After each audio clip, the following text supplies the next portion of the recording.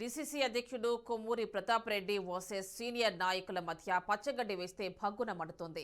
కొమ్మూరి తనను హత్య చేయించేందుకు సుపారీ ఇచ్చాడని కంచె రాములు చేసిన ఫిర్యాదులో జిల్లాలో పార్టీ అడ్డంగా చీలిపోయే పరిస్థితి నెలకొంది. అసెంబ్లీ ఎన్నికలు ముగిసే వరకు అంతా కలిసే ఉన్న నాయకత్వం లోక్సభ ఎన్నికలు వచ్చేసరికి రెండు వర్గాలుగా విడిపోయింది. ఎమ్మెల్యే ఎన్నికల సమయంలో తన ఓటమికి కారణమయ్యారంటూ కొంతమంది నాయకులపై ప్రతాపరెడ్డి బహిరంగంగానే విమర్శలు గుప్పించడంతో ఇరువురి మధ్య దూరం పెరిగిందని స్థానిక కాంగ్రెస్ నాయకులు ఆరోపించారు. మరోవైపు కొమ్మూరి నిర్లక్ష్యం, ఒంటెద్దు పోకడ్లతోనే ఓడిపోయారు తప్పితే నాయకులు కార్యకర్తల తప్పులు లేవని మరో వర్గం అంటోంది. ఇద్దరి మధ్య రాజుకున్న వివాదం పార్టీ అధిష్టానం వద్దకు చేరింది. రోజుకో ఫిర్యాదుతో రెండు వర్గాల వారు గాంధీ భవన్ మంత్రుల క్రమశిక్షణ సంఘం ప్రతినిధులకు ఫిర్యాదు చేసుకుంటున్నారు. పార్టీ ఇచ్చిన ప్రతి కార్యక్రమాన్ని వేర్వేరుగా నిర్వహిస్తూ గ్రూపులకు ఆజ్యం పోస్తున్నారు. దీంతో దిగువ శ్రేణి నాయకత్వం దిక్కుతోచని స్థితిలో కొట్టుముట్టాడుతోంది.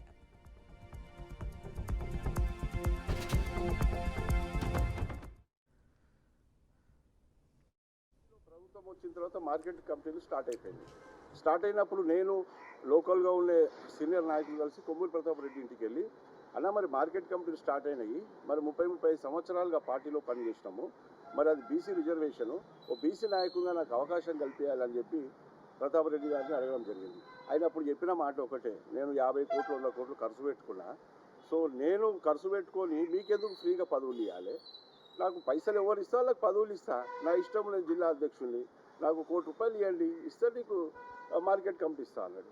మేము దాన్ని వ్యతిరేకించినాము.